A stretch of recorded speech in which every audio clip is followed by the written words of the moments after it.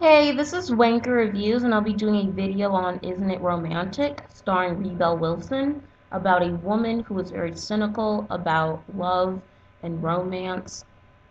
And during a subway mugging, she gets knocked unconscious and wakes up in this magical world where her whole life is based on stereotypical rom-com movies. The first 30 minutes were surprisingly funny and entertaining. I felt it had the potential to be funnier. I was sort of expecting this to maybe be like a parody, like a full-on parody of rom-coms and Rebel Wilson making fun of those, and it does start out that way, but then it sort of then maybe after 40 minutes in, it starts to fall into the typical like rom-com setting where she's trying to find true love in order to get back into the real world. It's very rare that I find a movie that I like that involves romance. I'm not usually into the romance genre, but and that's where this movie sort of loses me because it does get less funny as the movie goes along, and then which took me out of the movie personally because I can't watch a romantic movie unless it's a comedy because I do like comedies, and it does stop getting funny after 40 minutes and falls into the romance and Wilson trying to find her way out of this world while trying to get a guy to fall in love with her. So it did feel like it dragged a bit. I didn't like Liam Hemsworth. I thought in the opening scene he was actually funny because he was a douchebag, but then when Rebel is transferred into the fantasy world, he turns into a very one-dimensional character. He's kind of boring. He's like the stereotypical Prince Charming guy, and I know he's supposed to be that, but he was just very, very boring.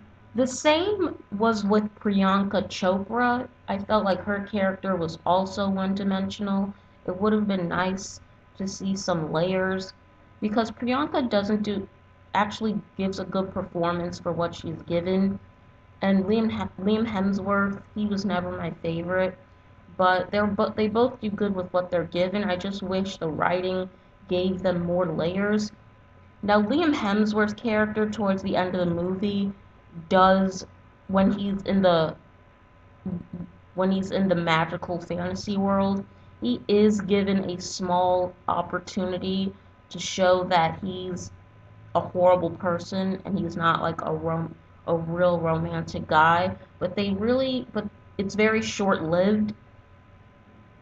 So so anytime he had a chance to have any sort of layer to his character, it was just short-lived, and I wish they had gone more in depth into that storyline of him being a secret sleazy guy. As for Priyanka, she's just here to look pretty, honestly, and to be like the